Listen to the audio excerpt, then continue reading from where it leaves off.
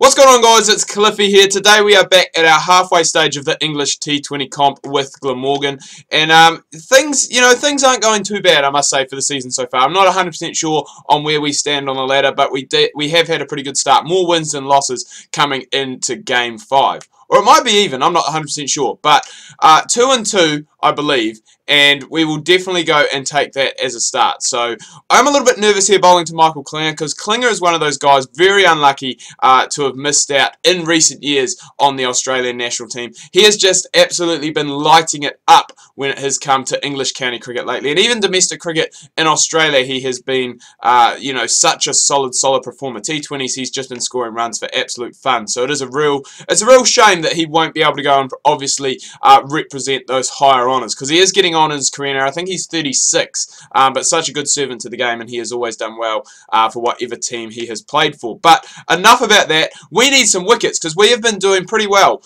in this competition so far. I think somehow I picked up a 7-for in one of the games. Absolutely incredible.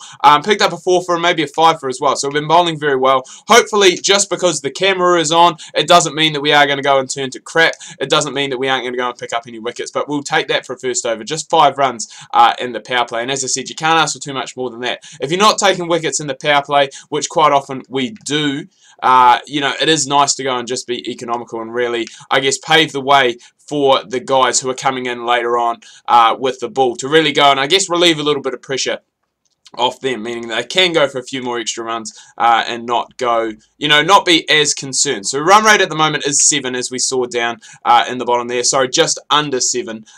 So basically every dot ball and even every just single that we do get at this stage is going to go and continue to compile it down. So hopefully we can continue on with that, continue on picking up some dot balls, and we will definitely go and take that. I'm not too sure why they haven't gone and taken a run there, because that was hit well wide of the fielder, and that fielder is quite far deep back as well, so could have taken a single, but at the end of the day we aren't going to be too bothered too much. Right, now that we've gone through all that, gone and gone, how many times can you say is gone in the same sentence? We just said it twice there, right next to each other. But now that we have finished, I guess, with that portion, we are going to go and talk about the Black Caps and Zimbabwe first test series, which it did come to a conclusion, I should say, last night, and I think I was actually rocking with the wrong field for that guy, but it didn't matter because we did manage to pick up 2 dot balls in a row. But Zimbabwe, New Zealand finished off last night. New Zealand winning by an innings. I'm not sure by how many. An innings in about 100 and I actually can't remember if it was like in the high hundreds or if it was in the low hundreds. But either way, an innings victory is what you would expect against Zimbabwe from this New Zealand side that we do have at the moment. Very solid performances from Neil Wagner in the first innings. I think he scored. I was going to say, please give me another bowl. Please give me another bowl, and we are going to get it. I think we're going to bowl possibly 2 of the last overs, which is, something that I do enjoy doing. So hopefully we can make the most of it. Neil Wagner, I think he had career best bowling figures in the first innings. 6. I can't remember what he took. I think he took about 6 for 48 or 6 for 40 or somewhere around there, which is career best figures for him.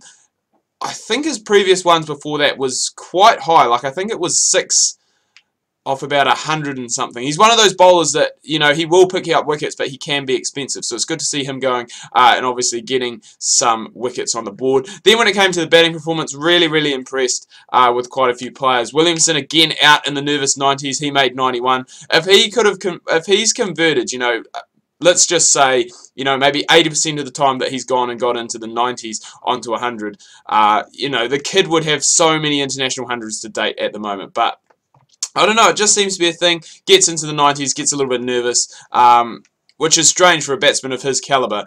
And, just goes and, I wouldn't say botches it, because he doesn't botch it by any stretch of the imagination, but just gets out, some way or another. So he scored 91. Tommy Latham, I believe, scored his 4th Test 100. He scored 100. I think it was 107. Ross Taylor finished about 179, not out.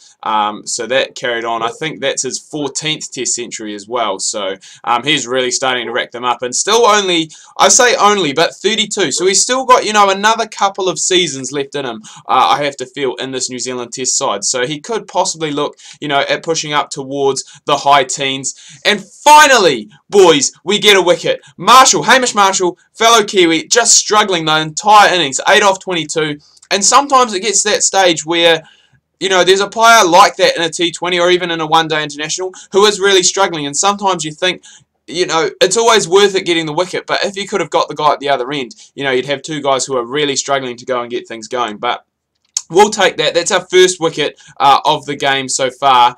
And why have I not got my pace balance 5 field? If we'd had that, it would have only been a single, but either way, it is a 50 for Housego, and he will definitely take that. And another 100 that did come out in that game was BJ Watling. I believe that is a 600 for the wicket-keeper batsman, so very well done to him. He is such a key contributor. I can't believe we've actually taken a wicket there. I don't think that has ever happened to me in Don Bradman. That's why I was so surprised. He's almost gone and picked out mid-wicket. Normally a shot like that, you know, is worked a hell of a lot finer, or it is played in the air over mid-wicket. So to play it just, you know, just in the air, as I said, very, very surprising that we have gone and picked up that wicket there, but we will take it nonetheless. Wickets are wickets. It's our second of the game, 2 for 19. We're starting to go and, I guess, you know, get a little bit more of a respectable performance on the board. You know, in terms of wickets in hand, obviously we have been very good, again, economically, which has just become, I guess, a little fashion of our game. And that final innings, as I got distracted in that Zimbabwe test match against New Zealand, I think Trent Boult, he took 4 very early on in the piece, and then I think the pitch almost flattened out a little bit, and it did make it a lot easier for batting, and that's why I think Sean Williams scored his maiden test 100, so well done to him for picking up that. I think it was 107 that he got, so well done to him. And there was someone else, I think Craig Irvine picked up a maiden 50 as well, so you know, promising signs, because this Zimbabwe team, you know, it has got a lot of players who have played you know, very few tests, and you know, that does look good for them going into the future, because I mean, they've competed. Obviously New Zealand really just battered them out of the game in that second innings. Speaking of bats, we may potentially get one here today. I don't know if we're going to. Oh, yes, we are, boys. We're going to get a bat. We are going to get the opportunity to win the game. There is only 6 needed off 21 deliveries, so we should be looking at a fairly comfortable not out here. We just need to go and not play stupid.